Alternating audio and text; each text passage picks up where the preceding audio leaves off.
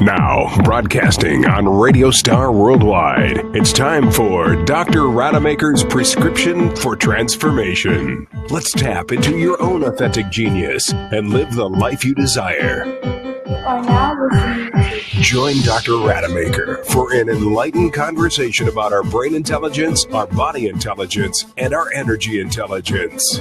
And now, here's your host, Dr. Bart Rademacher. Welcome, welcome. I am Dr. Bart Rademacher, Prescription for Your Transformation, real people, real conversations, and real success. And I'm really successful today because I'm finally figuring out how all this technology works. You know, we had some issues earlier on. The camera wasn't working, but you know what? That's the whole fun about this process. And I love it because this is the authentic conversations that we get to have on this platform, because that's what it's all about. It's the real stuff. It's the real story. You know, no kind of makeup or coverage or, you know, costumes to cover things up, no masks. It's the real deal. And what's cool about it is that in this process, I get to meet these awesome people. And they're awesome gifts. They're awesome talents. And you may agree or disagree with them. However, the exciting part is when you actually kind of disagree with them, there's that opportunity for most of that growth. And so it's interesting what's happening in the world today. There's so much conflict, so much disagreement. And, you know, what's wrong in life is always available to you, but also what's right in life is also available to you. And so I had a conversation earlier today about social currency. And one of the main social currencies that we have is whining and complaining, because that somehow seems that we're wired to connect more with people. But there's an area of conflict that really does not belong in our life. And that's the area of bullying. And again, there's a lot of controversy about that, a lot of different opinions about it. You know, some extremists on that end as well. And the truth is that it's a problem here, and we actually do need to wake up. And these are the words of Veenu. And so I'm very excited to be talking to an amazing human being, really focusing on helping people overcome this challenge, and also with a major focus on our kids in our world, because it's our kids that really hold the future for all of us. And so why not take care of them so that they can have a better life? And that's one of the main things that Veenu does. So Veenu, thank you so much for joining me today. Thank you for having me. I'm very excited and honored to be on your show. So I know you gave me a warning today about you like to talk a lot and everything else. And that's really cool. There won't be any conflict there. And I won't see that in a negative way as bullying or anything else. But I like to hear from you. You know, what's this whole idea of bullying? And then after that, let's go a little bit in your history, because I think that's relevant. Because one of the things that I find very important for all of us is that, you know, as Gandhi says, we have to be the change that we want to see in the world. And the people that have experienced some of the largest or most challenging situations are oftentimes the best ones to teach us how to overcome them, versus not having them and then just talking whatever. And I'm not going to say out of your bum, but I just did. So, but it's important because you've had that experience and you are that professional that can help us and help guide our kids. So talk a little bit about the bullying, and then we'll go back into your history. Okay, so bullying, I want to be very clear about this, because there's a lot of gray area with the bullying. Like, you know, when a kid just happens to make a comment about your shoes, that child may go back home and say, oh, I was bullied. That's not bullying, not in my book anyway. To me, bullying is an individual that continues to target another individual, maybe a couple individuals, to take away their self-worth, their self-esteem, in order to make themselves feel better, to get control, to get power, to get, popular. In that case, I believe that's bullying. And bullying is in different extremes. And fortunately for me, when I went through my experience, we didn't have the internet. Well, now we do. So bullying is like on a whole different level now. But we're hearing about bullying in so many different media situations, like school shootings. that's pretty much bullying. You're taking someone's life. Sexual harassment all over Hollywood now, right? What are people doing? They're using their power, their authority to overpower somebody else to make them feel less than. That's bullying.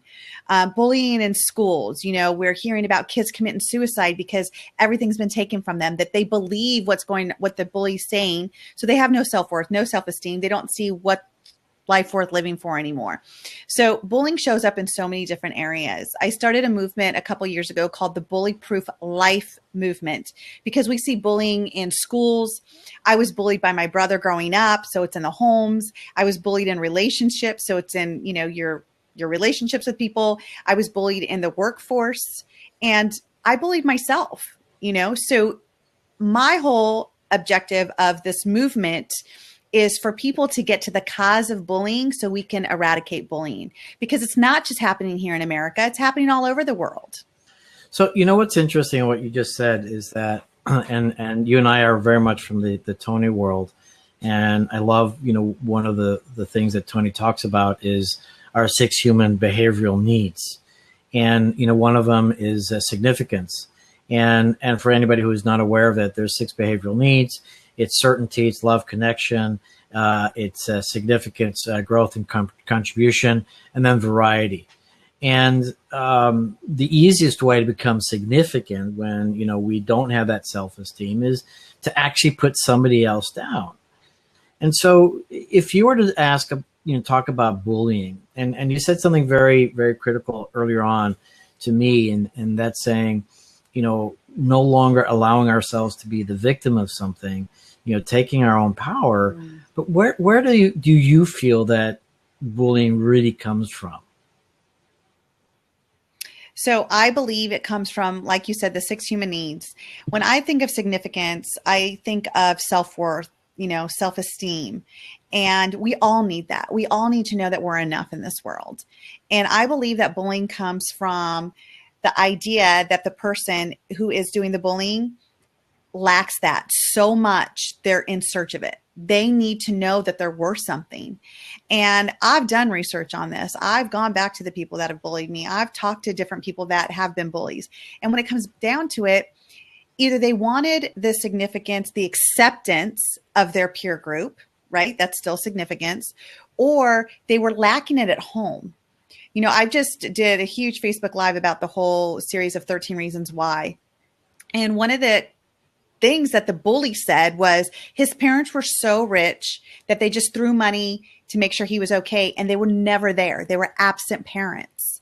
So where was this boy supposed to get a significance? He became the best jock at the school. He became the most popular boy at the school. But what he did is he created this following of people that would signal out certain individuals to take away their self-worth and self-esteem to make him feel better. Interesting. So what about the kids that were bullied themselves as children?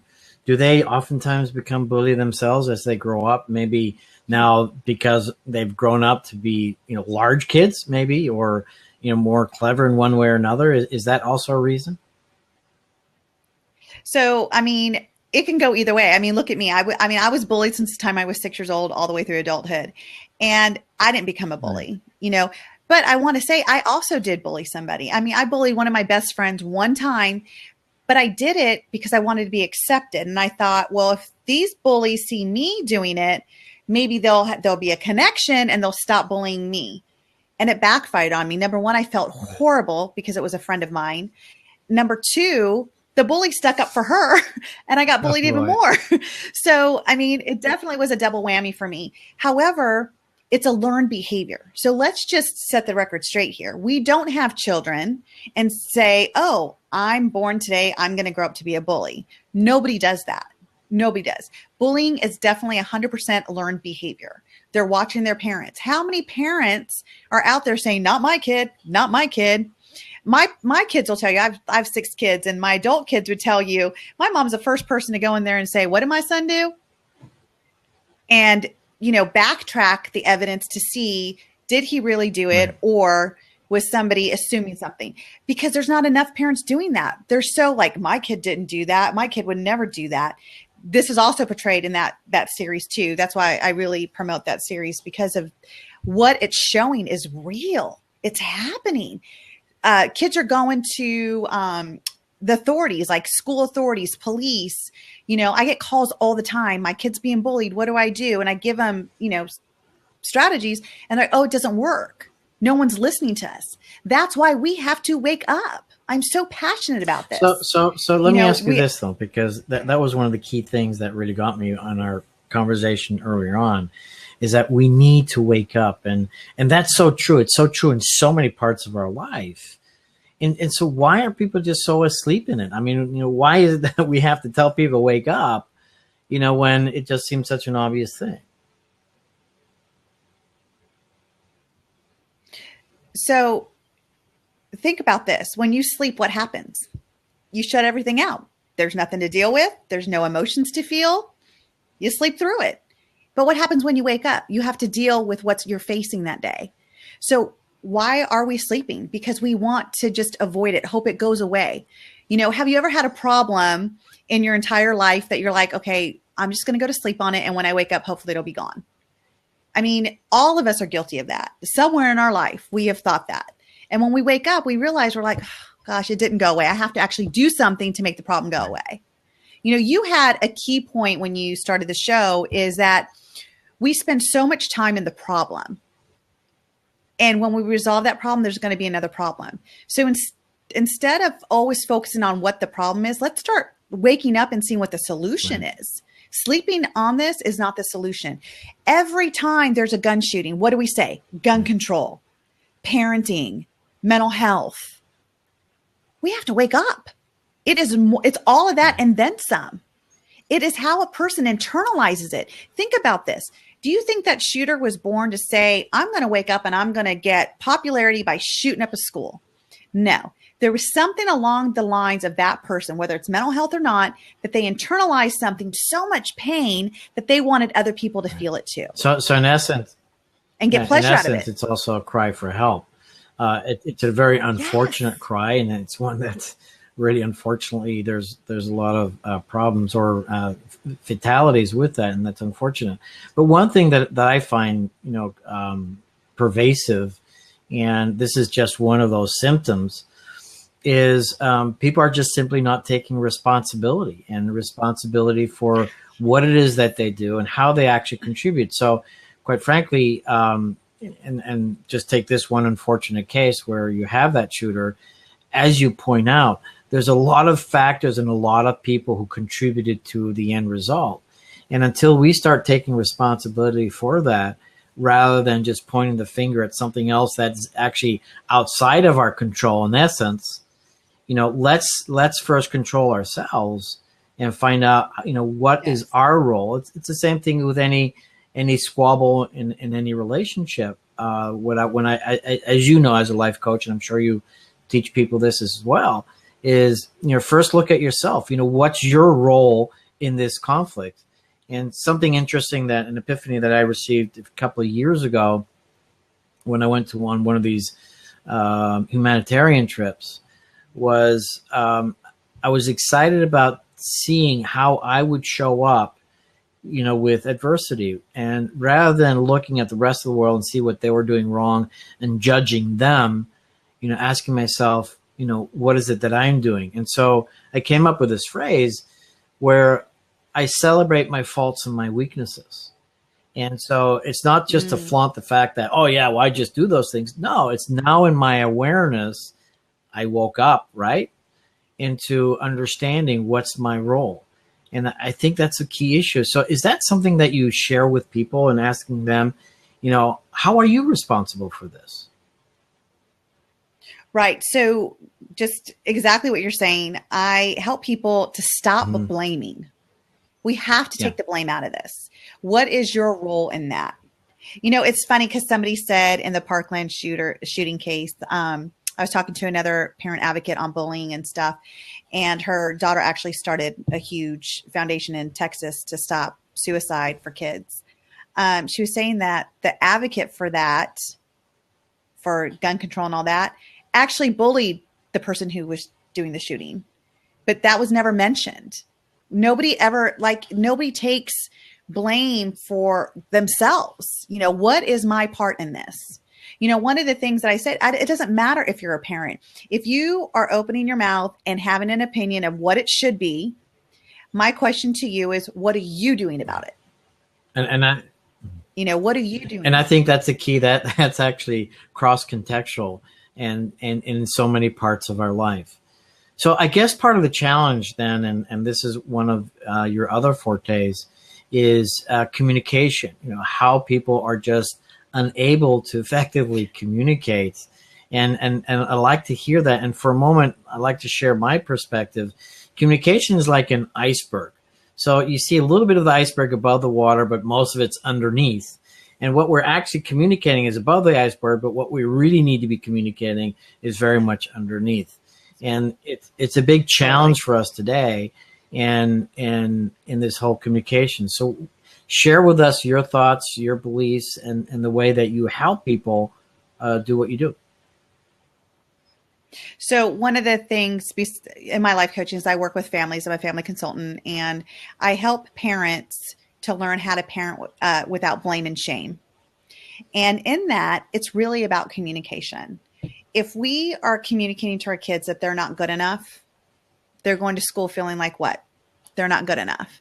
But if we communicate to our kids that what they are doing is enough for them, for the parent, then we are sending our kids into this world of society knowing that no matter what they do, they're doing enough. But the problem is we're not communicating that in the right way. Instead, we're doing more blaming. Why? Why didn't you get that grade? Why didn't you tell me? Why? Instead of saying, wow, this happened. How do you feel about it? And do you need my support in this? How can I support you better to get where you want to go? This is what we're not doing. Instead, we're like, you should have got the A. You're grounded. And you know why I know this? Guilty. I've done it. I did it with my adult kids. And my son was just telling me last night, he's like, you're so much nicer to the twins than you were with us. No. I just learned how to parent without blame and shame and hear my kids and support them through that. This is where communication comes in with relationships. I can tell my husband 3 different things. And then a day later, I'm like, did you hear me? He's like, yeah, I heard this. Not one thing he heard was the 3 things I said. But none of us are even in our relationship. And it's funny because my husband and I were just talking about this the other day. He's like, what can I do better? And I said, maybe we just need to stop and ask each other, what did you hear? What did you just hear me say? Did you hear me say this? Because a lot of times that communication is missed. We can go into the 5 love languages. We can use that for every single person. My love language is acts of service. You want to talk to me? You want to let me know that I'm worth it to you? You do something for me without me even asking. My husband's is touch. And touch is my bottom, by the way. And so if I want to show him that I appreciate him or I love him, I just have to put my hand on his shoulders. And he's like, oh gosh, my wife loves me today. So again, it's how we communicate. And using our mouth to communicate is not the only way. It's our actions. Our actions speak so much louder than our words. So again, communication is huge. When you are going to school saying, I'm not bullying that kid, but you go and put something on his locker, just because you didn't say it didn't mean that you weren't a part of it. Or standing around while this kid's getting his, rear end, I'll say bum because you said bum kicked, and you're sitting there videoing it, you're part of the problem. You're not part of that solution. That is communication. Yeah. You're communicating that you want to be a part of what's going on instead of being part of a solution, what I call an up standard. Step up. Yeah. And that's so important because, the truth is, with the book, The 4 Agreements, and they talk about integrity, your impeccable word. And it really has to do with your energy, your psychic energy, your intention. And I'm fascinated by the fact that just simply our thoughts and our intention actually get communicated very quickly, very effectively, even when you haven't even said a single word. And then in fact, when you say the words that are not congruent with what your intention is, other people will still get a difference in that communication. So what's so important for all of us is, what is our thinking at that moment? Because our thinking also delivers that energy. And as much as it's unseen, it is really, really felt. And also with the whole, many, many years ago, I used to have a certain kind of dry sense of humor. I still have a dry sense of humor, but it was really more of a negative kind of humor, where and the idea, the intention actually was to be more jovial and be more lighthearted, but I just felt this negative humor just doesn't work. It's not fun. It doesn't feel good, and as much as everybody's going to laugh about it, it's not the right thing. And even that is a communication that we need to be very mindful of. If a comedian steps up, and I just went to a comedy show last night, makes fun of us, okay, that's different, because that's just putting things in a different perspective. But so important for all of us is to know what our thoughts are and be mindful of that. But one thing you said that's really key, and it's interesting, especially in conflicts, especially in relationships that aren't in flow, if you will, is that when people are talking, oftentimes they're just focused on the next thing that they're going to say. And so they're not focusing on what you're saying. And I love what you said just now, is that getting into the habit and asking that other person without judgment, without sort of guilt, okay, did you hear me? What did I say? And have that other person communicate back to you. And there's a technique called Imago. I'm sure you're familiar. Are you familiar with Imago technique? I might be familiar with the technique. Okay, so it's a great couple, Harville Hendricks and his wife, Get the Love That You Want. And it's a beautiful communication technique that allows two people to communicate extremely effectively. And I find it's almost like a spiritual union between two people, because as a man, all right, I know women are much smarter than men in understanding the other, gender. But as a man, the most important thing in a relationship is we want to really understand the woman. We really want to understand her. And so this is what allows you to do. And so just briefly, what happens is that you do short bites of information, so like 10 words or maybe 20 words or less. And then you have the other person repeat it back to you. And you go back and forth. So you talk about one topic until it's done, and then the other person summarizes. It's a beautiful, beautiful technique to really help with communication. But something else you said that is really key in the things that you get to do is working with children. And, you and I know that identity is such a key part of who we are and how we get to behave. And I learned from a great friend of mine and mentor, Steve Linder, in his courses. Do you know Steve, right? Yeah. Steve. Okay, so nothing changes in your life until your identity changes. So talk to us a little bit about what you do with identity, and particularly with the kids, but also with the adults, and the significance of identity. So for me, you look around and everybody's a life coach nowadays. When I was growing up, everybody was a lawyer, but today everybody's a life coach. So I've niched myself into, I guess, like an identity life coach. So this covers kids, teens, adults, so forth. And the reason why I got into identity is because we wear so many masks as kids and adults. But I feel like now, especially going back to communication, right, is do we feel safe as children to communicate to our parents what's really going on with us internally, who we are? Because if you think about it, parents aren't really raising our kids anymore. It's society that's raising our kids, And so what I do is I help these kids take off the masks. When I coach with them, we're going to take off the mask. We're going to figure out who you are. You're not who your friend said you should be. You're not who your parents think you should be. Who are you really? What does that feel like to you from inside out? And then I get them to a point where they can feel comfortable about it. So then we open up the lines of communication with the family so the parents can join in and help support that child in the communication. And guess what happens? A beautiful relationship develops between the parents and that child, but even more so, a beautiful relationship reignites with that own person, that child that I'm working with. They're like, oh, I'm not the bad kid in school anymore. No. That's not who you are anymore. Who are you now? and they're like, oh, I'm that super smart kid that can help everybody. And I don't have to shout out anymore because I could just raise my hand because that's how people are going to hear me. Absolutely. And what is that going to do for you now? And so we shift that with these kids, because most of the kids that I get, they're either acting out in school or acting out in home, plain and simple. And so that, again, looking at behavior, the communication of it, as a behavior specialist, I always look at behavior to tell me what's really going on with the home, the school, or whatnot. And then going into identity with adults, I work with a lot of people that have gone through a divorce. They've been married for 25 years and now they're getting divorced. Like, who am I? Like, I don't even know who I am now. And, or I work with a lot of people that have their kids growing up and moving out because they've been parents their whole life. Now they're going to be parents with an empty home. What does that look like for them?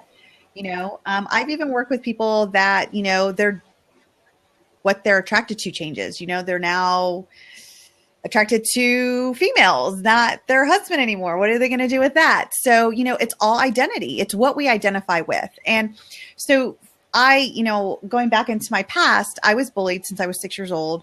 I spent 24 years of my life suicidal. I self-harmed. I was in a mental hospital for 2 months when I was 15.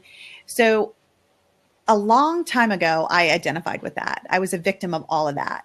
And there was one of my mentors, Lauren LaHave. She said in 2008, I was volunteering for a Tony Robbins event. And she said to us, you got to clean up your own backyard before you go to clean up somebody else's. And so I love that saying. And I have really honed in on that saying. What does that mean to me? What does that mean to clean up my own backyard? What it meant to me was, who was I identifying with? Who is Veenu? Is Veenu the victim of, oh, poor her, she was bullied. Oh gosh, she was 24 years suicidal. She must have had a crazy life. Oh, she was a single mom. Oh, this, oh, that. I didn't want any more O's. I wanted people to look at me and say, they talk to me and I tell them about my background. They'd be like, you? That was you? Yeah, that was me. That's not who I am today. Now I am a leader of my own life. I help people to be the best version of themselves, whatever that looks like to them, without judgment. And I had to go through that by changing my own identity. I mean, you said a very key point. And, I think, life coaching is such a wonderful concept. And I'm guessing Tony Robbins was one of the main ones who really made that into a major trend today. And the point is that you actually really do have to clean up your backyard before you really can coach anybody else. And too often you find people are, shouting off the rooftops what needs to change in this world, but they're not taking care of themselves first. And in fact, they're not only do they become a nuisance, they're actually also very counterproductive. And that's with all the problems that we see in the world today and in politics and everybody else. And everybody's so quick to point fingers and give solutions, but are very much unwilling to take care of business themselves. And the persons that, and this is not a political debate, and I just want to be clear on that one, but I think it's important for us to, like you said, let's wake up. Let's see what's really true. And all these people that, we idolize, like celebrities, most of us, some of them are really cool people. But then when they start talking politics and telling all the things that we need to do, that's just not fair. And for all those people, if you want to see the change in the world, you've got to be that change. You've got to take care of that first. And so, I think it's key, what you're saying. But the other part that I find fascinating is, you talk about masks and you talk about, that opportunity, that space that as parents, we need to create to allow our children just to speak up and not be wrong. And one of the things that I do in my coaching, and I'm sure that's what you do as well, is I tell people, give yourself permission to be human, with all your faults, with all the BS, with all the problems, and with all your weakness. Just be okay with it. I mean, Eckhart Tolle talks about that now, being in the now. And kind of being that, third person observer and say, okay. And one thing I like learning from Robert Dilts is he has a strategy that says, when you see some sort of disturbance or irritation in yourself or someone else, just be curious. So, for my question then for you is, when you talk about identity, and I'm sure you're familiar with talent dynamics, how much of that do you bring into helping those children be their natural talent? Because, and I'm just going to say this, our schooling system and the way that we've been trained in so many different ways is that, it's all boxed in. You have to fit certain standards. You have to pass certain tests. And as I learned recently, all that does is trains you to be a college professor if you want to be that. But otherwise, it's going to be totally useless. And so if we can just encourage our children to find that natural talent, that natural flow, and be excited about that identity. I mean, do you bring that into your coaching? Yes. And I bring it into my home life. We as parents have to stop being embarrassed for who our kids are being. We just have to. I was at a field trip today and my daughter started singing some Christian rock song and dancing all over the place. And my husband and I looked at her and we looked at each other and we said, why be normal? Let her be that. She's the one that bellows out in Costco and people just stop and look. I'm like, she loves to sing and she loves having an audience. That's why we do it in Costco. We have to allow our children to be them. My kids are, I'll give you this idea. One of my clients said, I just want to let you know that your kids are not a walking, talking business card for you. And I'm like, probably not, because I allow them to have the flexibility in school. My son will not sit at a table and work. He's just not going to do it. He wants to stand up. He wants to tap his feet. But if you allow him to do that, he will get his work done. The more you stop him from letting him move his body, because that's what his body is asking to do, is to move, you're going to get the defensiveness. You're going to get the talk back. You're going to get the kids acting out. If teachers would start to just really listen, right? It goes back to that communication, really listen to what the kid is saying. If a kid is constantly blurting out, what is that telling you? They want some attention. They want to be heard. And they don't feel, for whatever reason in their model of their world, that they're being heard. So they're just going to take it now. They're tired of not being heard. So they're just going to take it. So if teachers could really get a hold of that, what could they do with that? They can acknowledge, I know you love to be heard, and I'm going to give you that time to be heard. And this is what we're going to do. And they come up with a great strategy. And guess what? That kid doesn't bellow out in class anymore because he was finally heard. So this is what we have to give that child an opportunity to be who they want to be. I have a great, great friend in San Diego, and their son loves to dress with bows. He loves to wear skirts. He loves his hair long. And when you ask him, who do you identify? He's like, I'm a boy, but he loves to wear the feminine stuff. And you know what? His parents allow him, and his parents are just like, this is who he is, and we love him. They put him all over Facebook. They're not worried about who thinks what. They're more worried about their child knowing that he's loved and supported for who he is. Because that's what matters. And he's going to be an amazing child because he is so loved and he's heard, and he is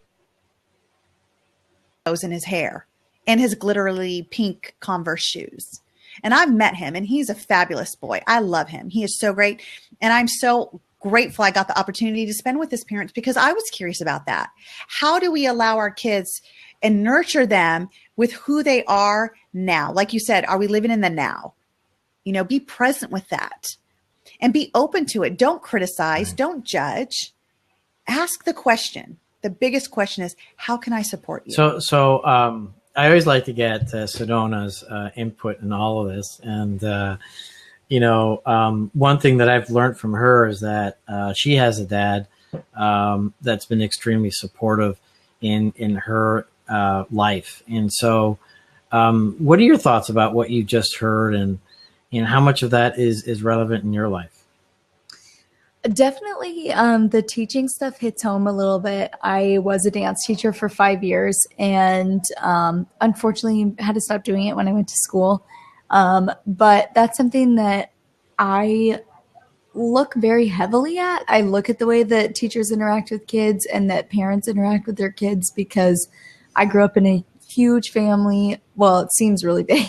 I'm the oldest of 4 kids, who always had mom and dad support. And it's funny because just the other day, my brother, who's 2 years younger than me, had just kind of said like similar things that you were mentioning. He said, if mom and dad saw us doing something like that, like they would have thrown a fit. But now the littles get to do things like that. And it's funny how parenting evolves, not just through how many kids you have, but also through the generations, as like your kids get older and you have some that are still a lot younger. So you're almost like starting over with them.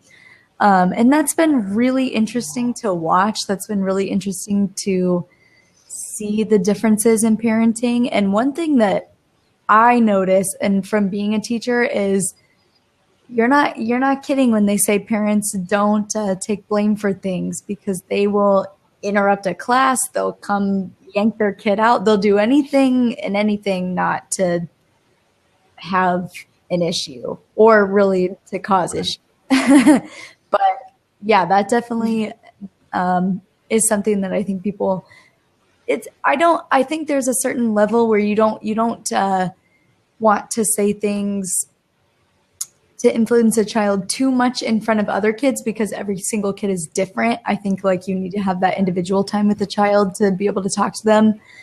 There were students in my class that felt like they were being bullied, and as soon as we had the kids talk to each other and talk to us individually, then we were able to work through that, and then there wasn't a problem anymore. And if everybody just kind of took the time and took the same approach, then we'd be able to solve a lot of issues. No, very, very well said. I have an interesting story, and thank you for sharing that, Sedona, and I always appreciate you.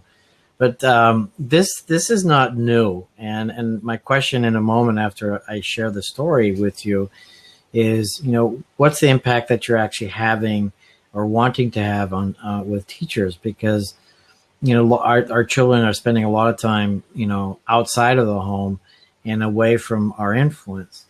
And so an interesting story, and I don't know if you're familiar with the Thomas Edison story, where around 5th grade, he comes home with a letter from his teacher, and it's sealed, and gives it to his mom, and then mom reads the letter, and basically his mom tells him, it says, the teacher is saying that you're so incredibly smart and brilliant, and you're just so ahead of the class that there's no way that we can keep up with you. We don't have the resources, and so you're just going to have to teach him at home, because it's too much hard work on the other kids, and it's not fair to them. And so after his mom died, he found this letter, and obviously we know Thomas Edison. He was a brilliant man. He made all these inventions, did all these incredible things for us. And what the letter actually said was something completely different. And are you familiar with the story? Have you heard it? All right. So what the letter actually said is that, Mrs. Edison, your son is so dumb and so retarded and so disruptive in the class and always interrupting things that, he's just holding the class behind. And so, we don't have the resources to take care of this kind of child. And so you're going to have to take care of him at home. And this is still happening today. So how do you go ahead? Because it's how we're identifying with it, right? That is a great example. I've never heard that story, but it's a great example. Is if she would have told her son that, maybe we wouldn't have electricity today. It's what we tell our kids is we are their internal voice. Yep. That's it. We're their internal voice. I always tell people, like when I go into homes, because I was telling you earlier, I go into homes and I live with families for 4 days to turn their life around. And one of the things that I hear parents say is, you're being bad. You're being bad. Well, no wonder your kid's acting that way. You've already told him he's being bad. So he's living up to that, that point of being bad. You told him, you've labeled him, he's bad. Why would he be good now? And here, like in my house, my kids will tell you, they'll say, I'm not bad. I just don't make good choices. Because that's what we teach them. We teach them that you are not a bad person, but you have two choices to make. You're going to either have a good choice or you're going to have a bad choice. But the choice is totally up to you. Just remember what's going to happen when you make that choice. So, you know, my kids do walk around. They're like, I'm not bad. They will tell you they are not bad. It's an interesting, and I just want to expand on that because we confuse so much with our emotions and our behaviors, and we identify with them, and we have to stop doing that. First of all, we are not our emotion. We're not depressed. We're acting depressed. And like you said, I'm not bad. I mean, we are not our behaviors either. And so, you know, I have my stupid days, you know, where I have my stupid behavior, but, you know, I'm not stupid. And, you know, my daughter she's cute and she's badass and awesome and very hardworking. And she always said, Dad, I'm so clumsy. And I says, no, you're not. You just have some clumsy things that you do. You know, that's just doing something. You're not being something. And I think the key is we have to focus more on being than anything else. But I have a question for you because that's pretty intense to live with a family, for 4 days to help them resolve.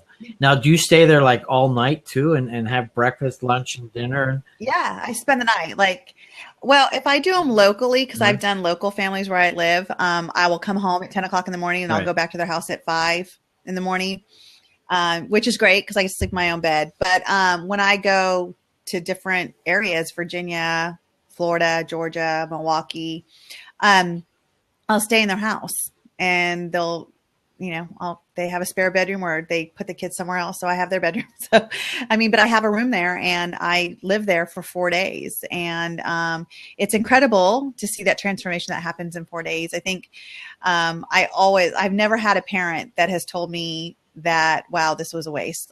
Every parent says, where have you been? Like, you know, we tried meds, it didn't work. We did counseling, it didn't work. We've invested so much money and time and effort to things that don't work. And then you come in 4 days and they're saying, I'm going to be honest with you. I didn't believe that it could happen, but you were my last hope. And so after 4 days, I'm like, Anne, and they're like, oh my God. Like how many years we wasted, like all those prescriptions we gave our kids. Like I tell parents, I'm like, you have to take them off their meds. If they're like on ADHD meds or depression meds or anxiety meds, before I come in there, they have to have them off their meds for 2 weeks because there's a 14-day lifespan for most medications. And I want to see the true behavior. I want to see what I'm working with. I don't want to see it masked. There again, masked by the effects of medication. So, you know, but I did want to just piggyback on one thing that you said is that we're not the behavior and we're not the emotion. As a mental health professional, I've worked with people that had autism and had Down syndrome and, you know, cerebral palsy and whatnot. And one of the things that we learned in the very beginning when I became a mental health professional is that they are not autistic. They are not Down syndrome. They have it. It's a condition they have, but they are not it. And I have never been one with diagnosing anything or anybody. I don't, it's not that I don't believe in it because I believe there is a time to diagnose for when you need services. But you know, to label a child bad, to label a child clumsy, to label a child, these are all labels. They're all diagnosed. We're diagnosing our kids nowadays, you know? And so I just wanted to touch on that because, you know, that's huge. I mean, we're doing it in schools. If a teacher can't get a child under control automatically, oh, they need to go get tested for ADHD. I won't take them back unless they're on meds. And it's like, wow, what if we just took the time to be present? What if that was all as simple as that? Just being present with that child and seeing what's really going on. What's the message that you can give people? Because, you know, I don't always get it right when I try to share some insights that I have. And I remember a recent conversation with one of my scrub techs during surgery. And, you know, his child has been diagnosed with ADHD. And I said, well, you know, I told him, I said, you know, my vision of the future doctor is that we're not going to be prescribing drugs and we're not going to be performing surgeries. We're just going to understand, you know, the inner dynamics of our world in a much better way so that we can have a healthier approach to it. And so I was trying to teach him about ADHD and try to relate to him and says, well, does your kid play Nintendo or anything like that? And he says, oh, absolutely. He's really good at it. So where's the deficit? And I still find that a lot of people are so stuck with the idea of needing to treat a label. How do you help people overcome that stubbornness that, you know, it's all about that label and it's all about making sure they do the right thing because that's what everybody else is doing? So it's really about changing their certainty, right? Because they have absolute certainty that their child has to be ADHD because somebody that they believed in had said that. And they have absolute certainty evidence of showing that. But once somebody, anybody, can take that person away and show certainty in a different direction, then their whole world changes. So and that's what I'm doing. I'm giving parents a reason to believe that you taking time with your children, put the cell phone down, turn the TV off, and be present with your child to see what they really, really need at that time. And when you tell your child you're going to be there in a minute, make sure it's a minute, because if not, your child will stop coming to you. Right. You know, and you're so right. It's about, you know, being impeccable with your word, you know, having that integrity. And, you know, most importantly, just being present, as you say, but also, you know, allowing people to be themselves, to be different. You know, it's so funny and accepting them. I find it so interesting where, again, I just want to emphasize this is not a political platform, but there's so much sensitivity about the diversity in our world, and we can't be so diverse anymore. Diversity is beautiful. It's what creates the magic, it ignites, you know, life and the differences and the opportunities for us to engage with our own personal expansion by seeing things that are so different. And it's not having to, you know, fit in that box. But I love that sense of, you know, needing that certainty. We need that. And I think it comes also to the fact that, and you know this term, is flexibility and choices. And when we have more choices, absolutely, then things are a lot easier. And that's actually the purpose of this show, Prescription Free Transformation.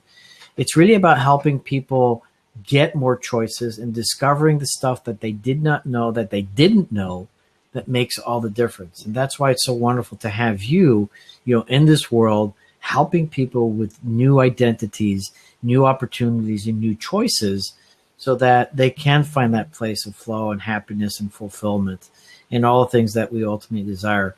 And one thing I before I ask you to share some last words of wisdom, you know, it's my, you know, belief that all of us, however you want to define it, you know, desire divine happiness. And we make it so complex as to what that really is. And it's really quite simple. All we have to do is resolve whatever makes us unhappy. Whatever makes us unhappy has an origin, has a mask. It's coming from somewhere. And with people like yourself, you're helping people resolve that with new choices. So I know we have about 1 minute left, and I just wanted to have you share with us two things. How do people get a hold of you? And some last words of parting wisdom. So I'm definitely on social media. On Facebook, you can find me on Veenu Inspires, and I'm pretty consistent on Twitter, Veenu Inspires, Instagram, Be Inspired, Veenu Keller, and my website is veenuinspires.com. So I'm pretty easy to find. And my last words of wisdom is two of my favorite quotes. And I've heard them both from Tony. I'm not sure if they're his or not, but that's where I heard them. One is, you don't get what you deserve in life. You get what you tolerate. Right.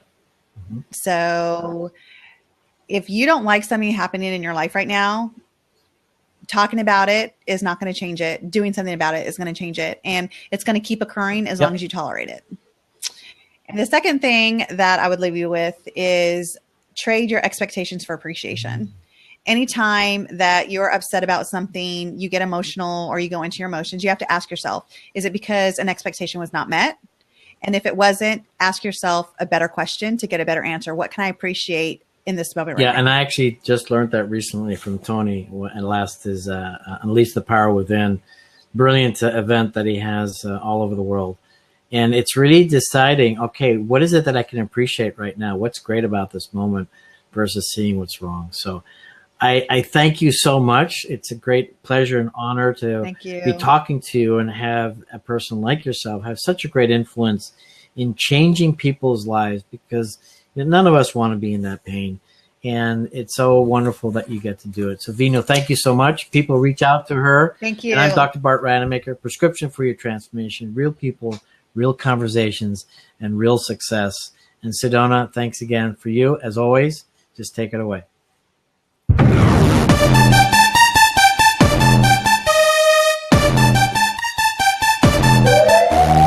Thanks for listening to Dr. Rademacher's Prescription for Transformation.